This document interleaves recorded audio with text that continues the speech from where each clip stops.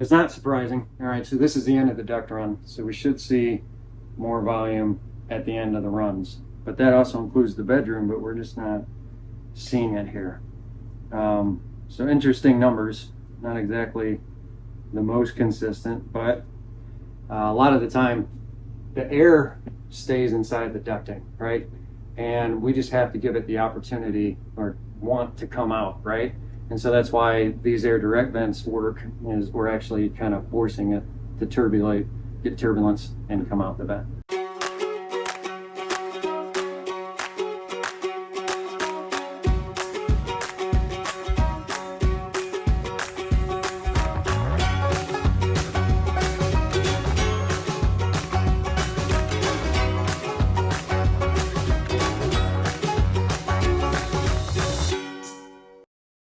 Hi, I'm Rachel. And I'm Joe. And we are two crazy campers. And after losing a combined weight of more than 200 pounds, we realized we had so much more energy for activities. Come along with us as we explore the great outdoors. And join us on a brand new adventure. So we are here at the 2025 Alliance National Rally, and I'm super excited because RV Airflow is one of the vendors here. Yes, and RV Airflow has been awesome. In our previous campers, we've actually used RV Airflow, and what a difference it has made for these two Floridians. So if you don't know what it is basically they designed a system that can improve the airflow in your ducted AC. And we had it in our 2019 Grand Design Imagine, and it made a huge difference. I'll leave a link for that video up here over our heads. Now, the thing is that they really know how to get the efficiency out of your air conditioner. But there's a little problem. We have the Furrion chill cubes, and at this time, because it is such a new AC, they don't have any kind of inserts to improve the airflow coming out of the AC, but they do have a brand new duct that's going to help improve the overall flow of the system. So we're going to go grab Art, and he's going to come down to RV, and he is actually going to talk a little bit about what this new product is. And we're going to do some testing in our RV and see, does it actually work? Will it help improve the airflow? Okay, so we are here in our RV with Art from RV Airflow, and we're going to make some changes to our RV because we're in Florida and we need the most amount of flow from our AC system as possible. So Art, tell us a little about RV Airflow and then what we're going to be trying to accomplish. Yeah, so the RV airflow systems, we started out with the diverter to address some of the flow and the volume issues inside the plenum. Then we found out that there's some weaknesses downstream as far as just the air delivery and how it's coming out of the vent. So we designed the air direct air vents to have these little louvers that help direct the air down. And also we're creating a little bit of turbulence so that it doesn't get sucked back in the airstream and just keep going down the ducting. So okay, so you said we can't do the RV airflow plenum, like the thing in the AC itself now, right? Correct. So I just got the CAD designs from Furrion. Okay. And I am putting together the CAD so I can do a fit form function model for the new chill cubed. And so it takes a little bit of engineering, a little bit of time, but I want to make sure that we're performing before we release a product. So now with these, what do we need these for? What is it going to do? So essentially, air can blow over or blow by your vent. Typically, the closest vent to your air conditioner is usually your weakest because air is blowing so much volume and so much speed that it just blows over that vent. And so that being the weakest vent, I mean, it sounds kind of counterintuitive. You think that would be your most powerful vent, right? But your ducting actually has to pressurize in order for that air to want to escape from it. So basically, this is almost like a dam where it's going to hit this and then come down. Think of it as like the hood scoop on a 1970s hot rod. Okay, I can speak those terms. So. Yes. Okay, so what we're going to do is we're going to go through, we're going to test everything before and after and see where we're at. Yes. And see what kind of an improvement we have. So we have 8 vents on our main AC. So we have 3 ACs in the unit. Yep. We have a direct dump in the back, 18K. We have a direct dump in the front that's 8K. And then we have one main one that runs on all the ducting. Oh, yeah. And for us, especially when we're boondocking, I only want to run one AC to preserve my battery. So hopefully this will allow us to have, more airflow through the entire unit Yep. when we're running that main AC on the ductwork, right? So a good percentage increase that we're looking for just with the vents and doing all 8 of these vents, we should probably be around maybe 7 to 10% improvement. Okay, well, let's go ahead and get the unit going and Yep. test it and then get these things installed. With the RV airflow, we usually see around 15 to as high as 22% when we add the vents. And so once that's available, Yep. we'll be able to let everybody know. So obviously, make sure you hit the bell button to be notified when the video comes out, because once that's out, we'll get that installed and we can kind of do an update and see where everything is going with that. Perfect. So we're up in the front bedroom, which is going to be the last unit furthest away from the AC.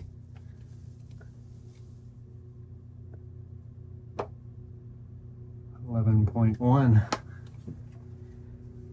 And we currently have the fan on high, Yep. but the cooling off so it doesn't ramp up and down. Yep. Correct. Is that I take it that's not a good number? It's a little weaker than I like to see. Usually we should see around 30 to 50 CFM per vent. 45.5. 6.8. 12.8.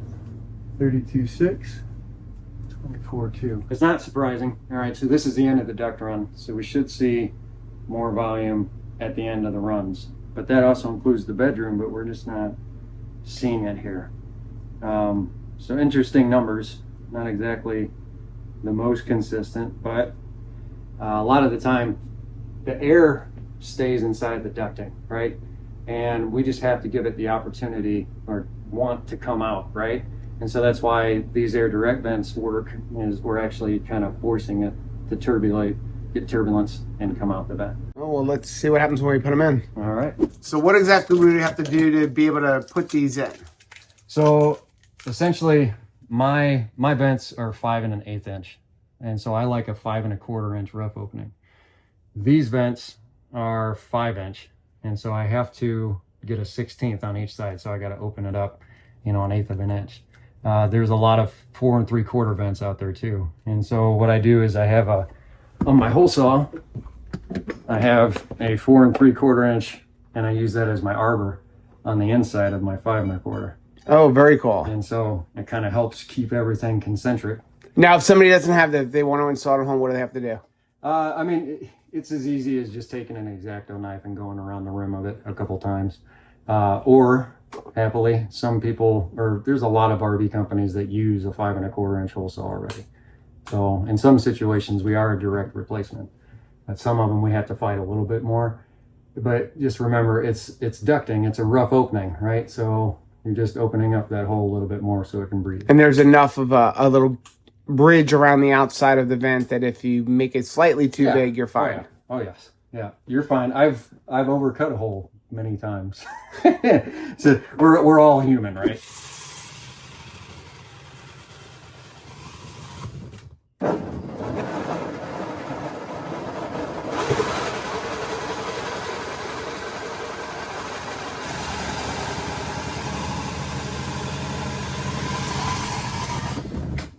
When I take the hole saw and I'm opening up this rough opening, the 5 1/4 I'm just leaving here, but I don't touch the duct, because now what that's going to do, that's going to grip the bottom of that duct opening. It's going to grip around the vent. Oh, itself. perfect. So it kind of helps seal, which is exactly what we want. And then we just kind of tuck it behind and around. That. And these are obviously directional, right? So Yeah. the inside pieces, you have to have it in the direction of the airflow, right? You Yep. can't turn them to the So side or just- they'd be worthless. Just like the hood scoop on a car, I want it perpendicular to the direction of flow, right? So air is coming this way. I want that scoop pointed right to it. Now, in certain situations, these ducts are actually, or these vents are centered on the duct. Okay, sometimes, this is on an assembly line, they're doing these holes pretty fast, and it's not exactly an exact science. So sometimes this vent opening can be situated to the outside of the duct, or it can be situated to the inside of the duct. And so essentially what I'm always looking for is I'm just doing kind of like a finger test. And so this one's actually situated a little bit more towards the inside, So I'll probably angle it maybe 1 or 2 degrees that way, because air is going to want to come around that side that's larger. So I always pop these out just because I like to reach in, but this is the diffuser, right? And you can have it situated any way you like if you're trying to get more air in one direction, but I get the best volume of flow when it's not taking a 90-degree turn, right? And so we're gently sweeping it down, and then we're gently sweeping it off to the side. So I'm trying to diffuse as much air as possible. If I have it situated like this, it's going to want to tend to the direction of flow, so you'll get more volume here than you will here. So I typically usually have it like that. Okay, so we have them all installed. What did you find as we were putting them in? So there really weren't any issues in 6 of these vents. When we got to the bedroom, those 2 vents, they were situated on a duct union. And so I had to do a little bit more cutting, cut out some of the plastic that was going to interfere with the vents when we insert them. Now, when you did that, though, that was the room that had the worst flow. Do you think that that may have been impacting that? So I feel like it was probably covered, that vent was probably covered by that plastic, maybe 30%. And so, you know, our vents are already larger as far as the divert opening, or the actual diffuser opening. But I feel like that definitely impacted the original test. Well, let's go ahead and test it out. 20.2. We are at 18.7. So, not exactly where we want it, but still improvement. Let's see where we're at in the main room.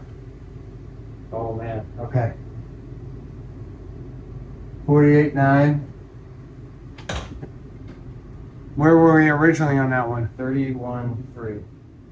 51.4. 24.3. 27.4. 29.4. 31.9. And 78.1. And we ended at 252.4. What did we get? 40%. 41.78%, 71% increase. So after all that, we ended up at what, 41.71% increase in airflow? Yeah. Now, what were you expecting? So I'm so used to having before and after testing with the RV airflow, and so I see, you know, anywhere from like 17.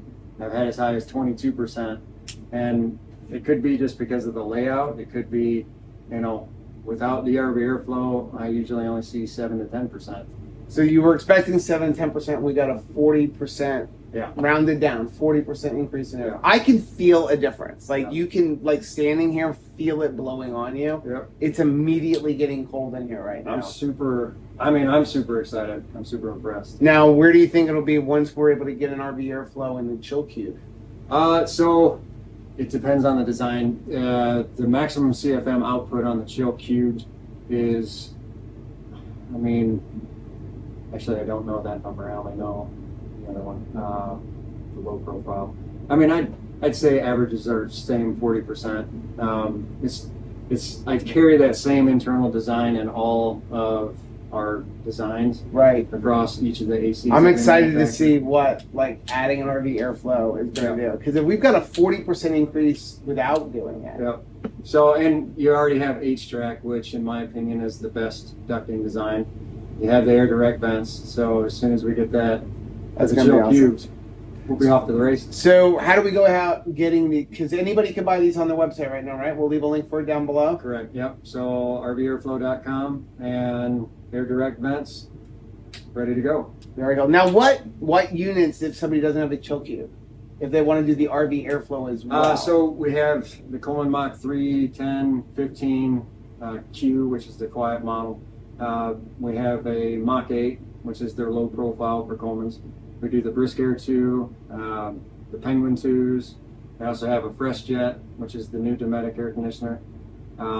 We do have a GE model, and I'm developing one for the GE low profile. Next, in 2 weeks, I will have the Furion low profile.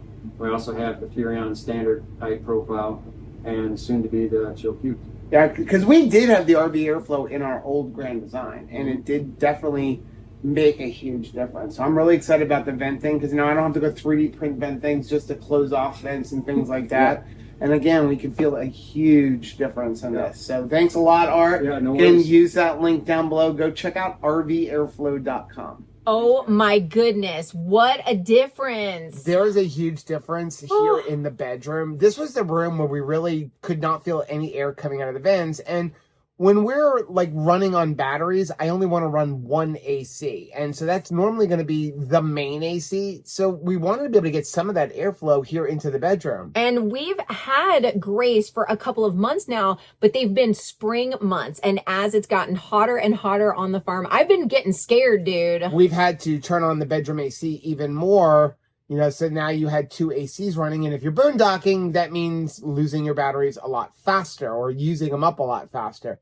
So this was a room that really concerned us, and what a difference that we are feeling here. You can like just sit here and feel the airflow coming down, and you weren't here when Art was doing the installation, but there was almost no air coming out of these vents. I remember thinking like, how come I can't really feel anything? And it's just the way the system was designed and the way the air just pushes right over the vent. And then also you had like a join right there that was like just literally making the airflow right past the vents. I'm glad to know that I'm not crazy, because sometimes perimenopause, you're thinking to yourself, it feels like there's no flow of air here, but maybe it's just me. But clearly it was not just me. In fact, again, you weren't here, but we ended up with a more than 40% increase in airflow coming out of the vents. So that's really exciting. And it was really cool to see Art be able to see the difference, because he didn't know what to expect. He was, again, expecting like a 7 to maybe 10% increase, and to end up at 40.